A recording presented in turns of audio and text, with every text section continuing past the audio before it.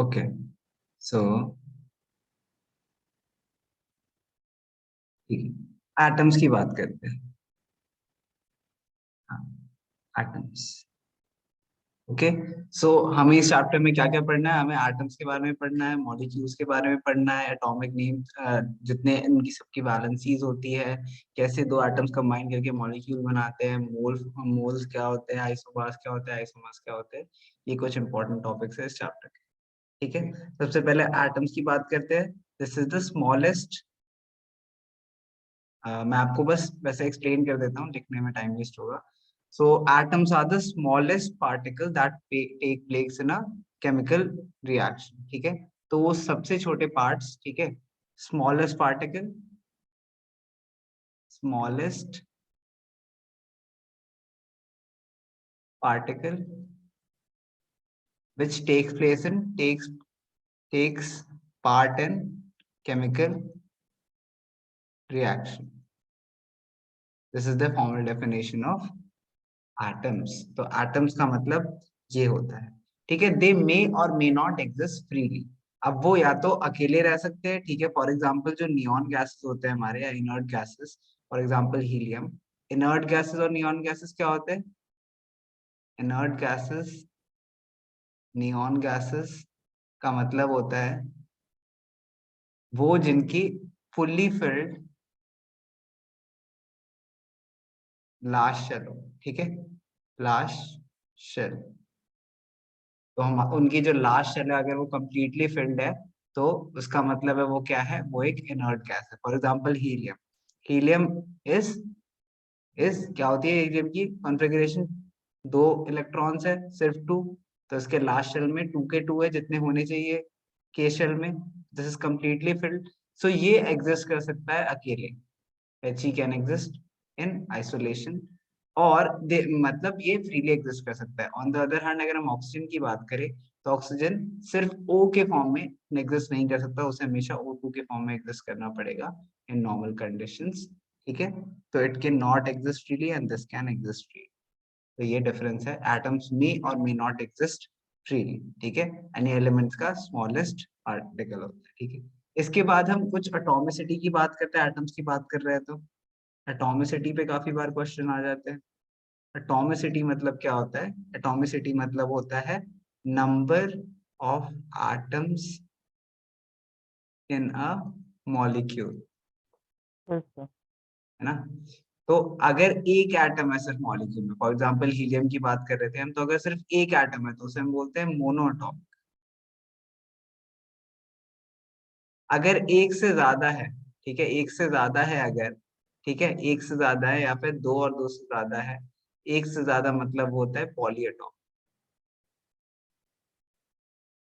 Polyatomic में different different नाम होते सर हैं। बट हमारे स्कूल में सर उन्होंने बोला है कि सर 3 के बाद जो है सर उन्हें पॉलीएटॉमिक लिखना है, बाकी आपको सबके लिए उनके वही लिखने हैं। लिख लेते हैं, बट सिंपल अगर लॉजिकली या मैथमेटिकली मैं बोलूँ तो पॉलीएटॉमिक सिंपली मींस एक से ज्यादा होते हैं। ठीक है, दिस डज नॉट मीन कि अगर चार पांच से ज्यादा हो। एनीवेज, फिर भी हमें अगर हमें दो का तो नाम पता ही है, अगर दो हो तो हम बोलेंगे डायटोमिक, अगर तीन हो तो हम बोलेंगे ट्राइएटॉमिक। ठीक है, इसी तरीके से बहुत सारे और भी नाम होते हैं। फॉर एग्जाम्पल कुछ अगर हम एट ले तो ऑक्टा एटॉमिक। मैंने एट स्पेशली क्यों लिखा, क्योंकि काफी बार एस8 मॉलिक्यूल आ जाता है आपके पास, सल्फर 8, तो इसलिए वो क्या है, वो ऑक्टा एटॉमिक है। अगर ट्राइएटॉमिक की बात करें, ट्राइएटॉमिक मॉलिक्यूल कोई बता सकता है? बोलो क्या। Sir H2O। O3 H2O is also triatomic, but H2O एक ट्राइएटॉमिक कंपाउंड का मॉलिक्यूल है। ठीक है, तो हमने ये भी पढ़ा था कि कुछ कंपाउंड के मॉलिक्यूल्स हो सकते हैं। कंपाउंड के मॉलिक्यूल्स मतलब उसमें एक से ज्यादा एलिमेंट है, या फिर सिर्फ एलिमेंट के मॉलिक्यूल्स हो सकते हैं। फॉर एग्जाम्पल एसिड क्या है, एक एलिमेंट का मॉलिक्यूल है। O2 क्या है, एक एलिमेंट का मॉलिक्यूल है। On the other hand H2O, क्योंकि इसमें एक से ज्यादा एलिमेंट है, तो वो एक कंपाउंड का मॉलिक्यूल है। सर बोलो। हाँ सर। सर ट्राइएटॉमिक में O3 आ सकता है। हाँ, ओजोन को लिख सकते हो आप O3, ट्राइएटॉमिक अच्छा सर, मॉलिक्यूल। एक और चीज पूछनी है, ये जो नियॉन गैसेस होती है, अगर हम लोग उसे सीधा ये बोल दे कि वो मोनोटॉमिक है तो? हाँ वो मोनोटॉमिक ही होंगे जनरली, वो एग्जिस्ट कर सकते हैं आइसोलेशन में। मोनोटॉमिक और भी हो सकते हैं ना शिवांश, इसलिए हम नहीं बोलते।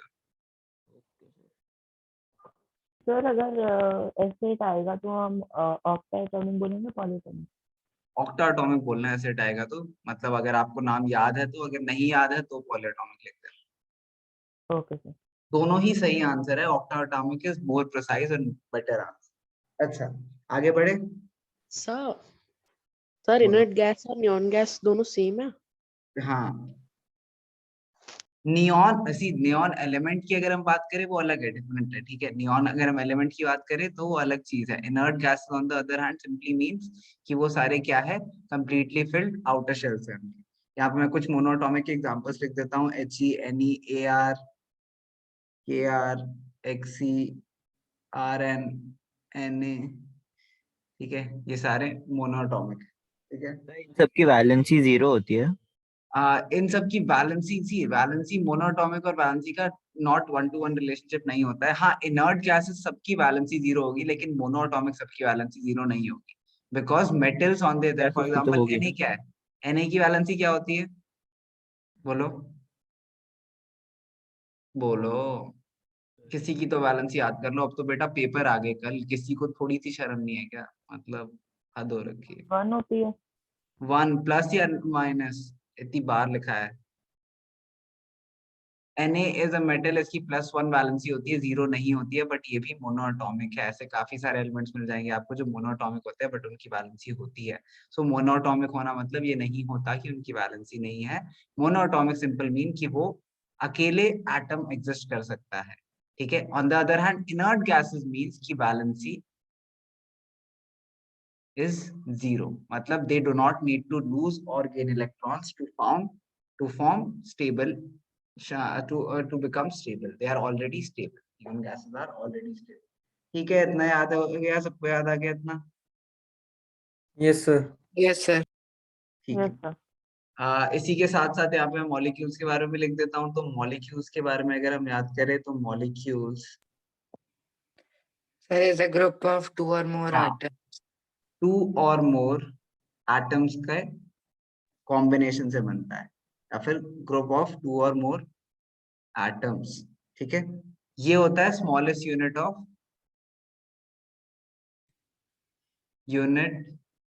ऑफ कंपाउंड, ठीक है। अच्छा next, it's capable of free existence. It's capable of free existence.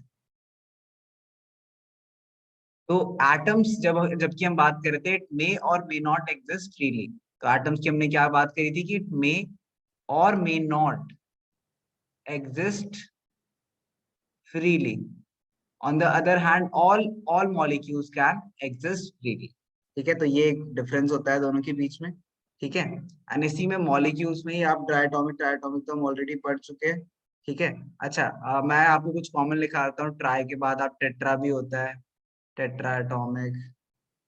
उसके बाद पेंटा एटॉमिक भी होता है, हेप्टा एटॉमिक भी होता है, और ऑक्टा एटॉमिक भी होता है, ठीक है। ठीक है, तो 2 Yes. ये है, 3 ये 4 है, ठीक है। हेप्टा 7 है, सॉरी, एंड 5 इज पेंटाटॉमिक, 6 इज हेक्साटॉमिक, 8 का तो हम ऑलरेडी लिख चुके हैं, ठीक है। तो ये कुछ कॉमन नेम्स होते हैं 8 तक, एंड उसके बाद भी होते हैं नेम्स तो सबके, लेकिन हम जनरली 1 से ज्यादा को पॉलीएटॉमिक बुला सकते हैं अगर हमें उनका नाम नहीं याद है। डाई और ट्राई तो तुम्हें याद रहेगा, तो डाई और ट्राई मत भूलना। उसके आगे का तो मे बी आप भूल भी सकते हो, because di and tri specifically mentioned in NCERT 2, तो वो इम्पोर्टेंट। आगे बढ़े। Yes sir. इसके बाद हम हमने बात करी थी आयंस की, ठीक है। आयंस क्या होता था, atoms slash groups of atom having और carrying चार्ज। तो अगर एटम चार्ज है, ठीक है, उसमें कोई चार्ज कैरी करता है तो वो क्या बन जाता है, आयन बन जाता है। फॉर एग्जाम्पल Al एक अगर एटम है, Al अगर एटम की बात करूं मैं, तो ये हमने क्वेश्चन क्लास में भी करा था कल, तो अगर Al एटम की बात करें हम, तो this has how many electrons? Atomic number बोलो इसका एल्यूमिनियम का। So 13. 13। ओके 13। तो अगर मैं एटॉमिक नंबर इसका 13 है, तो इसके पास number of electrons is equal to number of protons 13। लेकिन अगर मैं Al3 पॉजिटिव की बात करूं, इसका मतलब है कि इसने तीन इसके पास एक्स्ट्रा थे, इसने 3 छोड़ दिए। ठीक है, इसने इसके पास 3 एक्स्ट्रा थे, तो इसने क्या करा, इसने 3 छोड़ दिए। ठीक है, मतलब इसने 3 लूज कर दिए। तो इसके पास अब क्या हो गए, सिर्फ 10 इलेक्ट्रॉन बचे एंड 13 प्रोटॉन बचे। ठीक है, अब सिंस पॉजिटिव ज्यादा है, तो उसके पास ये क्या बन गया, एक ये बन गया, एक क्या बनेगा बताओ, कैटायन। Yes sir. ओके, तो एक क्वेश्चन आया था, उसमें लिखा हुआ था कि प्रोटॉन समझ लो फॉर एग्जांपल 13 है, तो इलेक्ट्रॉन और न्यूट्रॉन बताओ कितने, न्यूट्रॉन कितने होंगे? हाँ सी, अगर आप बात करते हैं, हम किसी भी एलिमेंट की बात करते हैं, तो number of electrons is equal to number of protons. ठीक है, एंड देन मास नंबर, अगर आपको उसको पता है, तो मास नंबर कैसे निकलता था, याद है मास नंबर कैसे आता था? Mass number was equals to number of protons plus number of neutrons।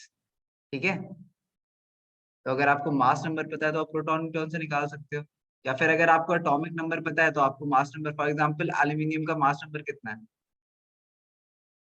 याद है किसी को? 27। तो एल्यूमिनियम के मास नंबर में से आप नंबर ऑफ प्रोटॉन्स हटा दोगे, तो नंबर ऑफ न्यूट्रॉन्स आ जाएंगे। ठीक है, अच्छा आगे बढ़ते हैं। आयंस हमने बात कर लिए, कुछ एनायंस भी लिख लेते हैं। ये तो कैटायन हो गया, तो कैटायन की एग्जांपल्स और क्या क्या हो सकते हैं, कैटायंस के और एग्जांपल्स हो सकते हैं Mg2 पॉजिटिव। ठीक है, उसके बाद और क्या हो सकता है, और भी जितने भी आप मेटल्स की बात करो, for example Na positive is also a cation. On the other hand, अगर हम एनायन लिखने की कोशिश करें, एनायन मतलब एनायन के पास होना चाहिए नेगेटिव, ये इनके पास इलेक्ट्रॉन्स क्या होने चाहिए, इन्होंने इलेक्ट्रॉन गेन करा है, they have a positive charge. तो इसमें हम लिखते हैं, एनायंस की एग्जांपल लिख लेते हैं कुछ। क्लोरीन एनायन, ठीक है, ब्रोमीन एनायन, उसके बाद और क्या लिख सकते हैं, कार्बोनेट, CO3 इज कार्बोनेट, तो 2 नेगेटिव। Sir O2 minus. हाँ 2 नेगेटिव, तो दीज आर फ्यू एनायंस। ठीक है, हम लोग ये किसी भी उसके साथ कर सकते हैं, एलिमेंट के साथ, कि मतलब मतलब जैसे अगर वो इनर्ट गैस नहीं है, तो वो कोई ना कोई आयन तो फॉर्म करेगा ही, एक्सेप्ट फॉर कार्बन, क्योंकि कार्बन आयंस भी फॉर्म करता है, carbon is an exception. There are तो फ्यू मतलब अगर हमें लिखना हो तो हम लोग B-2 लिख सकते हैं। Be B -2 सी, अगर मैं बोलूं कि अगर मैं ऑक्सीजन की बात कर रहा हूँ, ठीक है, अगर मैं O लिखूं, ठीक है, तो this is an oxygen, this is an oxygen atom. ठीक है, अगर मैं O2 नेगेटिव लिखूं, ठीक है, तो this is an oxygen, this is an oxygen anion. तो अगर मैं इसके ऊपर लिख देता हूँ सिंबल, इसका मतलब है इसने 2 गेन कर लिए हैं। 2 नेगेटिव लिखना मतलब इसने 2 गेन कर लिया है, बट 3 सर ऐसे पॉजिटिव लिख लिखना सकते हैं मतलब ना इसने किसी 3। का भी, क्या? ऐसे किसी का भी लिख सकते हैं ना कि हाँ, ऐसे हर एलिमेंट का लिख सकते हो, अगर एनायन लिखना कहा जाए आपको। फॉर एग्जाम्पल आपको एनायन लिखने कहा जाता है, किसका ले मैग्नीशियम का लिखने कहा जाता है। ठीक है, तो आपको पता है मैग्नीशियम की वैलेंसी 2 पॉजिटिव है, तो आप Mg2 पॉजिटिव लिख दोगे, तो ये बन गया आपका, 2 एक्स्ट्रा है इसके पास, अब मतलब 2 इसने लूज करे, तो दिस इज अ कैटायन। ठीक है, सर मतलब समझ लो आउट ऑफ द ब्लू कोई सा भी एलिमेंट लेके उसके साथ -2 +2 कुछ भी लगा सकते हैं। कुछ भी नहीं लगा सकते, उसकी जो वैलेंसी होती है वो लगा सकते हैं। अच्छा आगे बढ़ते हैं, ठीक है, इतना समझ आ गया सबको? Yes, sir. यस ठीक है, इसके बाद हमने कंजर्वेशन ऑफ मास भी इसमें पढ़ा था, conservation of mass, law of conservation of mass, and then हमने इसमें पढ़ा था law of constant proportions. Okay, so law of conservation of mass and law of constant proportion, 2 चीजें हमने पढ़ी थी। Law of conservation of mass क्या कहती थी, mass of reactants, Is neither created nor destroyed. हाँ, मतलब नहीं, वो तो नहीं, वो Mass of conservation of reactions is energy है वो। mass of is product. equal to हाँ, mass of लिखते हैं आप reactants सबसे or पहले reactant equal to product. Mass of products. And iron ने जो लाइन कही वो हम इसे एक्सप्लेन करने के लिए यूज करते हैं कि मास can neither be created not be destroyed in a chemical reaction, so the mass of reactants, sorry reaction लिख दिया मैंने, रिएक्टेंट्स है, mass of reactants will be equal to always be equal to mass of products। ठीक है, उसके बाद constant proportion, law of constant proportion क्या कहती थी? लॉ ऑफ कांस्टेंट प्रोपोर्शन कहती थी कि जिस रेशियो में दो एलिमेंट्स कंबाइन होके एक कंपाउंड बनाते हैं, वो रेशियो हमेशा कांस्टेंट रहेगी, इररिस्पेक्टिव ऑफ कि किस सोर्स से आई है। फॉर एग्जांपल इसमें हमने सबसे कॉमन एग्जांपल लिया था वाटर का। अब वाटर किसी भी सर सोर्स से आए, रेशियो का भी तो कुछ होता है सर। क्या? सर रेशियो का भी तो वही तो होता है। बोला मैंने कि रेशियो कांस्टेंट रहेगी। द रेशियो बिटवीन, एक कंपाउंड में जिस रेशियो में मेरे दोनों एलिमेंट्स कंबाइन हो रहे हैं, वो हमेशा कांस्टेंट रहेगी। फॉर एग्जांपल H2O की अगर हम बात करें, तो एक वाटर मॉलिक्यूल हमेशा दो हाइड्रोजन एक ऑक्सीजन से बना होगा, बी इट वो किसी भी सोर्स से आए, बी इट सीवेज से आए वो, बी इट प्यूरिफायर से आए वो, ठीक है, वो किसी भी सोर्स से आए, हमेशा उसकी कॉम्पोजिशन H2O ही रहेगी। इसके कुछ न्यूमेरिकल क्वेश्चन भी करते हैं हमने, एक बार रिकॉर्डिंग में देखना आप लोग, वो क्वेश्चन से एक बार रिपीट कर लेना, इम्पोर्टेंट है। ठीक है, Okay, sir. यस इस सर। चैप्टर में एक और बहुत इंपॉर्टेंट चीज है जो अभी तक आप लोग को याद हो गई होगी, Dalton's atomic theory, postulates and challenges, उसकी उसे उनके जो चैलेंजेस थे कि कौन कौन से चैलेंज करे, ठीक है, एंड देन उसके बाद मॉडर्न थ्योरी के साथ वो कैसे रिलेट करती है। For example law of constant proportion and law of conservation of मास भी दोनों उससे रिलेट कर सकते हैं हम, एंड मॉडर्न थ्योरी में हम उसे कनेक्ट कर सकते हैं। तो Dalton atomic theory, challenges and modern theory के साथ वो कैसे रिलेट करती है, तीन बहुत इंपॉर्टेंट चीजें जरूर करना। आई एम प्रीटी श्योर कि इन तीनों में से एक क्वेश्चन तो जरूर आ सकता है डाल्टन एटॉमिक पोस्टुलेट्स के ऊपर, तो प्लीज वो जरूर याद करना, तो उसे मैं skip मत मॉडर्न थ्योरी क्लास में करा ही नहीं है तो वो। क्लास में कराई नहीं, मतलब स्कूल में। हाँ जी सर। कोई नहीं, फर्क नहीं पड़ता, मॉडर्न थ्योरी में जो हमने चैलेंजेस कहते थे ओवरकम करा गया, वही था, हम एक्सप्लेन तो हम कर ही चुके हैं क्लास में, बस एक बार गो थ्रू कर लेना, इट्स नॉट दैट डिफिकल्ट। ठीक है, मोला पे चले अब, अगर इतना थ्योरी समझ आ गई और सबकी, तो कोई Okay, रिपीट तो sir. नहीं करनी थ्योरी और कुछ इसकी। ना सर। Fine, sir. कौन सा? तो चलो अब चलते हैं हम मूल कॉन्सेप्ट। ठीक है, सर दो चार सर डाउट्स थे सर पुराने, मतलब फिजिक्स के। फिजिक्स से डाउट्स ले लेंगे, अभी एटम्स एंड मॉलिक्यूल्स करते हैं, अभी कंप्लीट हुई, डाउट्स ले लेंगे, अभी टाइम है हमारे पास काफी, बिकॉज आपका सिलेबस तो रिवीजन में भी कंप्लीट हो गया है, तो अब हम डाउट सेशंस ही लेंगे, नथिंग एल्स। अच्छा, आगे बढ़ते हैं। सो अब हम बात करेंगे मोल कॉन्सेप्ट की, बहुत ध्यान से सुन लेना, ठीक है। तो मोल कॉन्सेप्ट, वन मोल के दो मतलब होते हैं, ठीक है। पहला मतलब इन टर्म्स ऑफ नंबर्स, ठीक है, इन टर्म्स ऑफ नंबर कितना होता है, one mole in terms of number is 6.022 into 10 to the power 23 23। particles।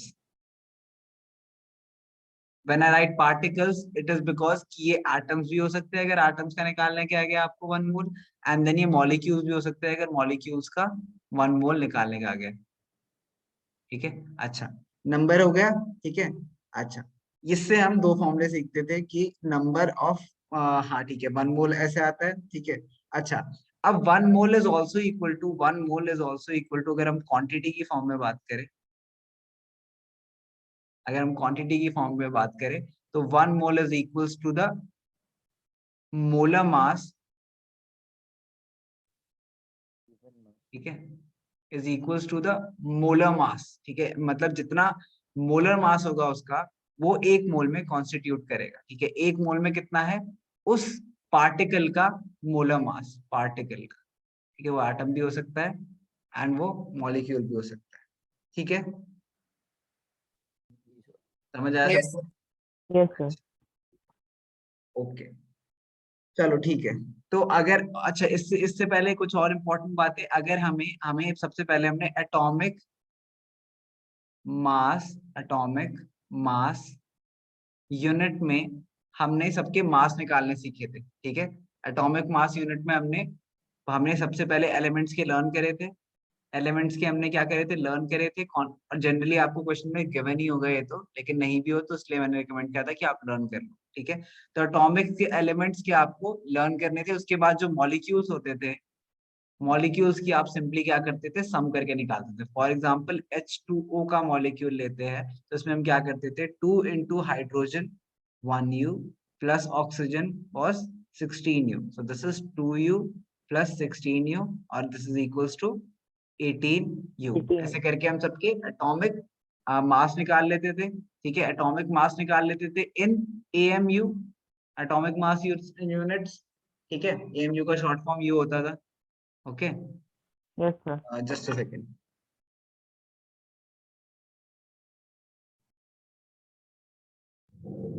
तो एटॉमिक मास यूनिट की बात करी हमने, ठीक है। अच्छा, तो 1 mole consists of 6.022 into 10 to the power 26 3 particles, it could be atoms or molecules। और दूसरी चीज हमने पढ़ा, मोलर मास की इक्वल होता है 1 मोल, ठीक है। तो इससे हम कुछ फॉर्मुलेज निकाल सकते हैं। फॉर एग्जाम्पल हमें क्वेश्चन में क्या गिवन होगा, हमें लिखा होगा गिवन मास। क्वेश्चन में या तो हमें मास दिया होगा या फिर हमें कुछ गिवन नंबर ऑफ पार्टिकल्स दिए होंगे, और हमें एक और चीज पता है, हमें ये जो नंबर हमने निकाला है दिस इज एवोगाड्रोस कांस्टेंट, ठीक है। सो अगर हमें क्वेश्चन में कैलकुलेट करना है, गिवन हमें मास निकालना है, ठीक है, या नंबर ऑफ मोल्स निकालना है, ठीक है। तो फॉर नंबर ऑफ मोल्स निकालने के लिए हम सिंपली क्या करेंगे, जो हमारा गिवन मास है उसे हम डिवाइड कर देंगे मोलर मास से, ओके। अच्छा, नंबर ऑफ मोल्स अगर हमें मास दिया हुआ है तो हम ऐसे निकालते हैं। नेक्स्ट, अगर हमें सर नंबर ऑफ मोल्स निकालना है और हमें नंबर दिया हुआ है, ठीक है, मतलब गिवन नंबर ऑफ पार्टिकल्स दिया हुआ है, तो हमें जो गिवन नंबर ऑफ पार्टिकल्स है उससे हम डिवाइड कर देंगे क्या, एवोगाड्रोस, एक सेकंड, एवोगाड्रोस कांस्टेंट, या फिर सिंपली, सर हाँ बोलो। सर मोल कॉन्सेप्ट में सर सिर्फ एक ही कंफ्यूजन आता है सर मेरे को कि मतलब कि जो क्वेश्चन में से जब उन्होंने मॉलिक्यूल्स पूछे हुए हैं तो हमें सर एवोगाड्रो कांस्टेंट लगाना है कि नहीं, तब भी लगाना है, मैं समझाता हूँ तुम्हें और डिफरेंस सर क्या होता है। एटम्स जब पूछे तब। हाँ, एटम्स एंड मॉलिक्यूल्स निकालने में डिफरेंस सिर्फ एक होता है। फॉर एग्जांपल, अब वो बोलते हैं कैलकुलेट, अभी हम करते हैं calculate number of moles of, मान लेते हैं हम 32 gram of oxygen atom, A part and B oxygen molecule.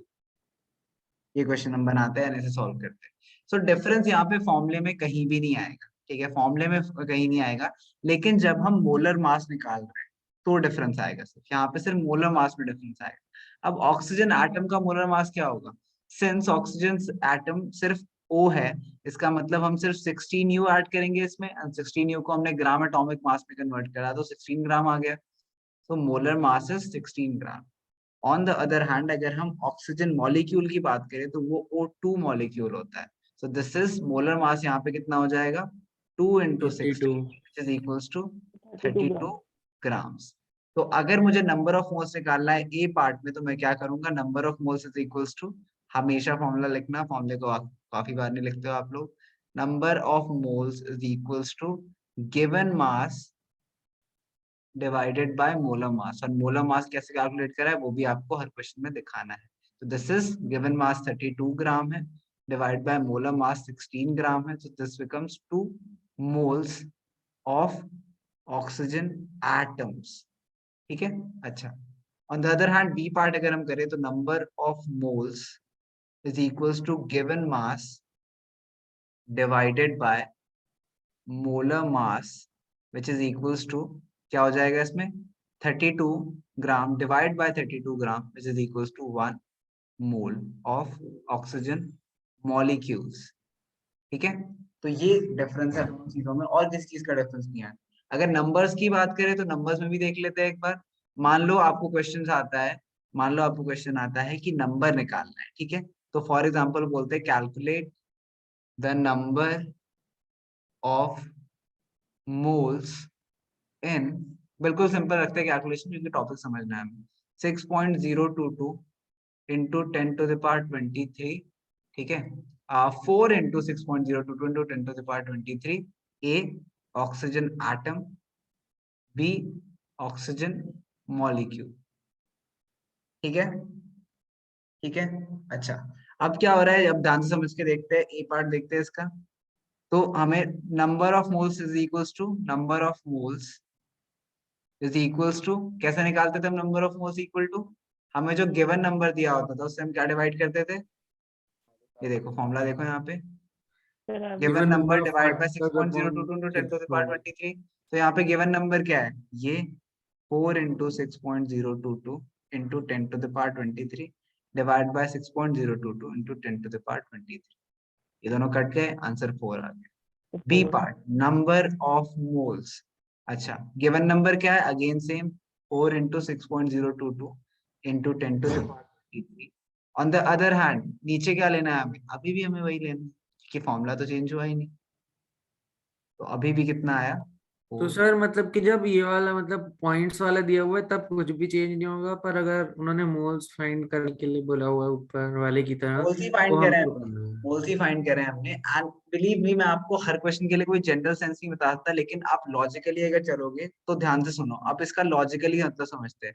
पहले वाले क्वेश्चन में वो मोल्स का मतलब ले रहे थे और वो कहते हैं oxygen atom and oxygen molecule, ठीक है, इसको एक एग्जाम्पल में कन्वर्ट करते हैं, ठीक है, इस एग्जाम्पल में कन्वर्ट करते हैं। मान लो 1 मोल रिप्रेजेंट करता है डजन, ठीक है, डजन ऑफ बनानास, ठीक है, तो मोल को हम एक डजन, क्योंकि एक क्वांटिटी है वो जो काउंट करती है सर, तो डजन ऑफ बनाना मानते हैं, मतलब 12 बनाना काउंट करते हैं, ठीक है। उन्होंने कहा कि calculate the number of molecules in 32 gram of, ठीक है, 32 ग्राम ऑफ, मान लेते हैं हम 2 टाइप्स दे रखे हैं हमें, ठीक है, टाइप 1 बनाना, ठीक है, एक सेकंड रुको,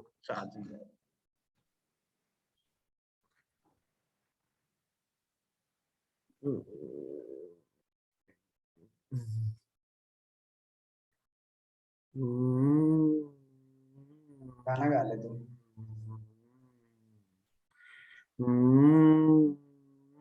कौन है? नरेश लोग का माइक खुला हुआ है। लोग जी सर। प्रोफेशनल सिंगर बन जाओगे आप, लेकिन अरे सर मैंने देखा ही नहीं सर, मैं माइक ऑन। तो क्या गाना गाएगा, देखा नहीं तो बर्थडे। एनीवेज आगे बढ़ते हैं, हाँ ठीक है। तो ये कह रहे हैं कि सबसे पहले हम बोलते हैं 2 टाइप के बनाना है, ठीक है, एक वो बोलते हैं कि एक ऐसा सिंपल बनाना है, ठीक है, एंड एक पेयर ऑफ बनाना है, बिकॉज ऑक्सीजन मॉलिक्यूल 2 ऑक्सीजन है तो एक पेयर ऑफ बनाना है, ठीक है। और एक बनाना हम मान लेते हैं कितने ग्राम का होता है, एक बनाना मान लेते हैं 16 ग्राम का होता है, ठीक है, सबको समझ आ रहा है यहाँ तक, है ना। सर मेरे को ये सब तो समझ में आ गया सर, मेरे को एवोगैड्रो नंबर नहीं समझ में आया। तो वही तो मैं समझा रहा हूँ, पहले इसको समझना, ठीक सर है। नहीं सर, उसकी डेफिनेशन वगैरह क्या होगी सर? एवोगाड्रो नंबर की डेफिनेशन क्या है, वो एक नंबर है। नहीं सर, जैसे असाइनमेंट ने भी डेफिनेशन बोला था। पाई क्या होता है, 22/7, उसकी डेफिनेशन क्या होती है, डेफिनेशन पढ़ी है कभी आपको, अगर कांस्टेंट को यूज करना है, उसकी डेफिनेशन नहीं पढ़नी। तो सर उसमें लिखा आपको था डिफाइन में वही लिखना है कि एक मोल में इतने मॉलिक्यूल्स होते हैं, इतने पार्टिकल्स होते हैं, this is known as the Avogadro's constant, बस। तो मैं तो उसका वो लिख दिया था, मतलब नंबर लिख दिया था। नंबर लिखना है, बताना है कि एक मोल में इतने होते हैं, ठीक है। कैसे? हाँ, तो सिंपली इसमें क्या बोल रहे हैं कि हम इसमें दो, इसमें एक बनाना है, इसमें 2 बनाना है, एंड डजन में कितने होने चाहिए, ठीक है। तो अगर मैं डजन निकालना चाह रहा हूँ, फॉर एग्जाम्पल इसका डजन निकाल रहा हूँ मैं, तो सिंगल के जो डजन आएंगे, फॉर एग्जाम्पल 1 डजन में ए टाइप के कितने होंगे, 12 होंगे, लेकिन 1 डजन में बी टाइप के कितने होंगे? 6 ही होंगे, बिकॉज एक में 2 पेयर है ना? समझ आया श्लोक यहाँ तक तुझे? Yes sir. तो सिंपली वही देखो, यहाँ पे वही हुआ कि जब हमने गिवन मास से, जो गिवन मास दिया था हमें बनाना था, उससे हमने एक बनाना का मास डिवाइड कर दिया, तो हमारे पास नंबर ऑफ डजन्स आ गए। एंड नीचे में भी हमने इसका वेट डिवाइड करा, तो हमारे पास नंबर ऑफ डजन्स आ गए। एंड हमने ध्यान से देखा तो इसमें भी इसका हाफ हो रहा था, इसमें भी इसका हाफ हो रहा है, बिकॉज ये ग्राम्स तो फिक्स्ड है, ये ग्राम्स तो फिक्स्ड है, बट इनका वेट इनके नंबर्स की वजह से डिफरेंट हो रहा है। ऑन द अदर हैंड, अगर हम सेकेंड पार्ट पे आए, नंबर्स की बात करें अगर, तो नंबर्स में क्या हो रहा है? अच्छा, उन्होंने बोला कि इतने इतने बनानास होने चाहिए, ठीक है, इतने क्या होने चाहिए? बनानास होने चाहिए, ठीक है। तो कितने मोल होंगे? वो कह रहे हैं कितने मोल होंगे अगर इतने बनानास है, ठीक है। वो कहते हैं कि 24, अगर मुझे चाहिए 24 बनानास, ठीक है, तो दोनों टाइप के कितने डजन होंगे? ठीक है, कितने डजन होंगे, मतलब कितने 12 होंगे। अब सिंस दोनों ही 24 है, हमें यहाँ पे वेट से तो मतलब ही नहीं है उनके, हमें तो काउंट करना है। तो हमें देखना है कि इसमें कितने डजन होंगे। अगर 24 बनानास है तो ये भी 2 डजन आएंगे, एंड 24 दूसरे टाइप के बनाना है, ये भी 2 डजन आएंगे। हमें फर्क ही नहीं पड़ता, ऑब्वियसली इनका वेट इससे डबल होगा, लेकिन हमसे वेट तो पूछा ही नहीं, हमसे तो नंबर ऑफ डजन पूछे, इसीलिए डिफरेंस आता है। समझ आई बात? Yes sir. Yes sir. लोग तुझे आई? Yes sir. चलो ग्रेट। तो मोल कॉन्सेप्ट समझ गए। अब देखो, मोल कॉन्सेप्ट में फॉर्मूला सिर्फ और सिर्फ यही दोनों है, इन दोनों के अलावा कोई फॉर्मूला नहीं है। बस आपको इन्हीं फॉर्मुलेस को रीअरेंज करना होता है। फॉर एग्जांपल, कभी आपको नंबर ऑफ मोल्स दे रखे होंगे, यार अगर और आपको मास मास निकालना निकालना है, होगा। मतलब अगर मास निकालना है और मोल्स दे रखे हैं, हाँ, मान ले तो तुझे सर 2 मोल दे क्या होगा? रखे हैं, मोलर मास तो निकाल लेगा, मान ले 16 ग्राम आया, एंड गिवन मास आपको निकालना है, तो given mass is equal to 2 divide by 16, तो गिवन मास कितना आ गया? 16 इंटू नहीं तो 2। सर हम ऐसे नहीं कर सकते, अगर हमें मास फाइंड करना है तो हम नंबर ऑफ मोल्स और मोलर मास को मल्टीप्लाई कर दें। हाँ, वही कर रहे हैं। इसमें क्या हो रहा है, देखिए, इस फॉर्मूले को मैं अगर आगे एडिट करूं तो गिवन मास क्या आएगा? Given mass is equals to number of moles into molar mass. तो ये इसी फॉर्मूले को तो हम रीअरेंज कर रहे हैं, तो इसलिए मैं चाहता ही नहीं हूँ कि आप लोग 10 फॉर्मूले याद करो। इससे बेटर है कि आप यही दोनों फॉर्मूले यूज करके सारे क्वेश्चन करो, एंड तो सारे सर अगर क्वेश्चन। उन्होंने हमें मास पूछा हुआ है तो हमें गिवन मास ही निकालना होगा ना क्वेश्चन में, हाँ अगर हाँ हाँ मतलब हाँ, मास पूछा है तो गिवन मास ही निकालना है। ये गिवन यहाँ पे इसलिए लिखा है क्योंकि क्वेश्चन में गिवन है, वरना हम बोल रहे हैं कि हमें मास जो दे रखा है, ठीक है, या जो निकालना है, गिवन। यहाँ पे आप फिर ऐसे लिख लो, गिवन स्लैश, ठीक है, गिवन स्लैश अननोन मास, ठीक है। क्योंकि मोलर मास तो हमेशा हमें पता होगा, ठीक है, मोलर मास हमें हमेशा पता होगा। हमें सिर्फ ज्यादा से ज्यादा क्या होगा? गिवन मास होगा, या फिर हमें अननोन मास होगा, नंबर ऑफ मोल्स गिवन होंगे, ठीक है। इन द सेम वे, या तो हमें नंबर ऑफ पार्टिकल्स निकालने होंगे, ठीक है, या फिर हमें given number of particles. Her case में फॉर्मूला चेंज नहीं होगा, ठीक है। सर हम आज मतलब एटम्स एंड मॉलिक्यूल्स ही करेंगे, जो वो दूसरा चैप्टर है, structure of atom. Sir atoms and molecules की क्लास थी शायद, आ रहा है। नहीं सर, वो तो पता है मुझे। तो हाँ, मतलब दोनों चैप्टर ऑलमोस्ट सेम है ना, तो सर एक डाउट था स्ट्रक्चर ऑफ एटम में। पूछ लियो पहले, खत्म होने दे डाउट से। तुम इतने डाउट्स के लिए उतावले क्यों हो रहे हो? नेक्स्ट क्लास डाउट सेशन नहीं है, अब तुम्हारे साइंस का हो गया, मेरी तरफ से रिवीजन खत्म। अब हम डाउट्स ही डाउट्स लेंगे, टॉपिक ही टॉपिक रिवाइज करेंगे, और कुछ काम नहीं है हमारे पास क्लासेस में। नेक्स्ट सर टेस्ट हो गया, टेस्ट ही नहीं डाउट। होंगे? टेस्ट तो ऑब्वियसली शेड्यूल्ड है, वो होंगे। एनीवे, तो यहाँ तक समझ आ गया सबको mole concept?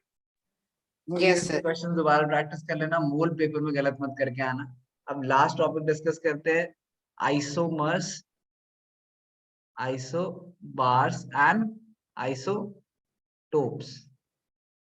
Isobars and sir isotopes, ये तो कल ही समझ में आ गया सर, आपने समझाया था नहीं कल? हाँ जी। इसमें सिंपल होता है, मतलब आइसोटोप्स में same atomic number but different mass number. Different mass number. And general representation क्या होती है? हम जनरल रिप्रेजेंटेशन में यहाँ पे लिखते हैं element name, element name. Sir यहाँ आइसोटोप पे को हम ये भी लिखते पॉइंट कर हैं सकते हैं कि it have different number of neutrons. Atomic number, हाँ ऐसे ही बोल सकते हैं। एंड देन यहाँ पे हम लिखते हैं मास नंबर, करेक्ट? ऐसे ही यस सर। रिप्रेजेंट करते हैं हम, ठीक है। तो हम यहाँ पे एटॉमिक नंबर लिखते हैं, मास नंबर लिखते हैं, यहाँ पे एलिमेंट नेम लिखते हैं। एंड आइसोटोप्स वो होते हैं same atomic number but different atomic mass, ठीक है। कोई एग्जांपल बताओ। बोलो जल्दी। सर सर किसका बताना है, इसी का ना, आइसोटोप्स का? हाँ, आइसोटोप्स का कोई एग्जांपल बताओ जल्दी, बता दो। सर 40 Na और यानी 40 Na और नीचे 18। 40 Na and 18? नहीं, दो बताओगे ना, आइसोटोप्स दो होने चाहिए ना, एक अकेला आइसोटोप कैसे बन जाएगा, मुझे एक पेयर सर ऑफ Na और Ca, Na और Na Ca। और Ca नहीं, वो आइसोबार्स होते हैं। अच्छा ये तो बाहर और है। Na और Ca तो तब भी नहीं कार्बन, होते। सर कार्बन कार्बन का कौन सा, ये तो बता। सर कल क्वेश्चन में भी थे। क्या? कार्बन 12 और और सर ठीक है, सर दो कार्बन आइसोटोप। कोई और आइसोटोप तो बताओ। अच्छा, सबसे सिंपल जिसका सीख रखा है तुमने, किसी की तुमने याद है, तुमने किसी का मास नंबर 0.5 में याद करा था, कौन सा एलिमेंट था वो? तो क्लोरीन। सब भूल गए। एग्जांपल ढूंढो आइसोटोप नहीं का, सर, बताओ। हाँ सर था सर, याद था क्लोरीन। मुझे। आवाज आ रही है क्लोरीन, सर? हाँ क्लोरीन। उन दोनों, मुझे दोनों आइसोटोप्स ढूंढ के बताओगे अभी, इससे पहले हम आइसोबार्स डिस्कस कर लेते हैं। आइसोबार्स में क्या है? Same atomic same atomic mass and mass different. But mass different, mass number, अच्छा नहीं, different atomic number. Atomic number. Number, ठीक है। अच्छा, तो इसका आर्गन और कैल्शियम है सर। हाँ, क्या क्या, कार्बन और कैल्शियम, अच्छा सर सही है। आर्गन आर्गन आर्गन बोला था मैंने। आर्गन एंड कैल्शियम, ठीक है। दोनों कैल्शियम इज, कैल्शियम की वैलेंसी बोलो। Two two. हाँ, एक सेकंड, वैलेंसी नहीं, sorry, atomic number 18, atomic number 18 और 20। 18 नीचे आएगा और 20, एंड दोनों का मास नंबर, 40 40। ठीक है। Okay, yes sir. अच्छा, 0. आइसोबार्स। अब कुछ इंपॉर्टेंट चीज और होती है इनकी प्रॉपर्टीज के बारे में, सिंस आइसोटोप, हमारी केमिकल जो भी प्रॉपर्टीज होती है वो उनकी बैलेंसी पे डिपेंड करती है, इलेक्ट्रॉनिक कॉन्फ़िगरेशन पे। तो केमिकल प्रॉपर्टीज आइसोटोप्स की सेम होती है, सेम केमिकल प्रॉपर्टीज, बट इसमें डिफरेंट होती है, डिफरेंट केमिकल केमिकल प्रॉपर्टीज, ठीक है। याद रखना है बात, अगर केमिकल प्रॉपर्टीज डिफरेंट है तो इसका मतलब वो आइसोबार्स है, अगर उनका मास नंबर सेम है, ठीक है। बट ऐसा क्यों होता है कि आइसोटोप्स में सेम केमिकल प्रॉपर्टी होती है क्योंकि और सी, फॉर एग्जांपल, हम बैलेंस, जब हम बढ़ेंगे केमिकल रिएक्शन हमने पढ़ा है, क्या कंपाउंड फॉर्म करने आया था, तो मैं ये भी हमने इस चैप्टर में पढ़ा था, उसमें मैं गया नहीं डिटेल में। बट फॉर एग्जांपल हमें फॉर्म करना है NaCl, ठीक है, सोडियम क्लोराइड। तो हमने Na लिखी, इसकी वैलेंसी लिखी नीचे, ठीक है, एंड देन Cl लिखा, इसकी वैलेंसी लिखी नीचे, एंड क्रॉस मल्टीप्लाई करा तो NaCl बना। अब सिंस ये वैलेंसी किस चीज से आती है, ये वैलेंसी हमारे पास आती है एटॉमिक नंबर से।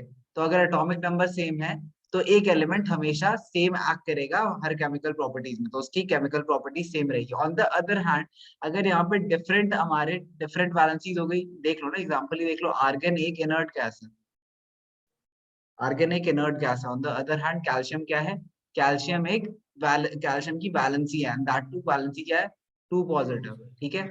तो सिंस ये दोनों की डिफरेंट वैलेंसी, ऑब्वियसली इनकी केमिकल प्रॉपर्टीज डिफरेंट होगी, डिफरेंट एलिमेंट्स के साथ कंबाइन करेंगे, ये तो कंबाइन ही नहीं करेगा किसी के साथ क्योंकि ये इनर्ट गैस है। So that is the reason की वैलेंसीज डिफरेंट हो जाती है, तो डिफरेंट केमिकल प्रॉपर्टीज हो जाती है, ठीक है। समझ आ गया? Yes sir. सर। तो ये चीज भी आप लोग को ऑब्वियसली रिवाइज करनी है। कंपाउंड, इसके लिए मुझे कुछ कराना नहीं है, आपको सिंपली क्या करना है, फॉर एग्जांपल हम FeSO4 बनाने की कोशिश कर रहे हैं, तो आपको आयरन की Fe2SO4 बनाने की कोशिश कर रहे हैं, तो Fe2 फेरिक, हाँ फेरिक, तो फेरिक ऑक्साइड में आपको, सॉरी फेरस ऑक्साइड में आपको क्या करना है, इसकी वैलेंसी आपको Fe2 लिखा है, मतलब Fe की वैलेंसी आपको 2 लेनी है, तो 2 लिख दिया इसके नीचे, एंड देन SO4 की वैलेंसी भी क्या होती है, SO4 की वैलेंसी भी 2 होती है, -2 +2। तो यहाँ पे आपको +2 -2 की जरूरत नहीं है, SO4 2 क्रॉस मल्टीप्लाई करा, क्या आया, Fe, सिंप्लीफाई कर दिया, इसे काट दिया, तो FeSO4, ठीक है। ऑन द अदर हैंड, अगर हम एल्यूमिनियम ऑक्साइड बनाने की कोशिश करते हैं, तो एल्यूमिनियम की वैलेंसी 3, ऑक्सीजन की वैलेंसी 2, क्रॉस मल्टीप्लाई करते हैं, तो ये क्या बना, Al2O3, ठीक है, this is aluminium oxide. Then आपको नाम पता होने Sir, चाहिए I- कंपाउंड्स के। बोलो। तो मैं कह रहा हूँ जो आइसोटोप और आइसोबार्स हैं सर, उसके जो यूजेस होते हैं वो सेम होते हैं। आइसोटोप्स के आइसोबार्स के नहीं, बिल्कुल नहीं। आइसोटोप्स के डिफरेंट, आइसोबार्स के यूजेस आर डिफरेंट, आइसोटोप्स के यूजेस आर डिफरेंट। आइसोबार्स के एसिड्स तुम यूज नहीं देख सकते, ठीक है, दे आर जस्ट, मतलब वो एक चीज है कि हमारे पास सेम मास नंबर है, उनके डिफरेंट चीजें सेम नहीं होती। On the other hand isotopes के डिफरेंट यूजेस होते हैं, बिकॉज आइसोटोप्स में केमिकल प्रॉपर्टीज सेम होने के बाद भी अगर because changing a few things like उसका मास नंबर चेंज करने से उसकी थोड़ी सी प्रॉपर्टीज चेंज होती है, not exactly chemical properties, combining capacity, but different properties जो हेल्प करती है डिफरेंट चीजों में। फॉर एग्जांपल यूरेनियम एक ऐसा है जिसके आइसोटोप्स यूज होते हैं इन न्यूक्लियर रिएक्टर्स, ठीक है। सर जो मतलब सर बुक में भी है और सर हमें स्कूल में भी करवाया था कि सर जो कैंसर का ट्रीटमेंट होता है सर उसमें आइसोटोप सर मतलब को बैड लगता है, तो सर वो आइसोटोप हुआ क्या आइसोबार? आइसोटोप्स की बात कर रहे थे। और तो सर फिर एक यूज उसका कौन सा हुआ फिर? एक यूज, मैं आपको यूजेस भेजता हूँ एक बार, मैं ढूंढता हूँ एक बार कुछ फ्यू यूजेस, मैं आपको एक बार लिख के एक जगह पे भेज देता हूँ। ये कुछ यूजेस मैं आपको 2 टेबल्स भी भेज रहा हूँ, ये भी आपको लर्न करनी है, ठीक है, तो उससे आपकी थोड़ी ओके हेल्प सर। हो जाएगी, ठीक है।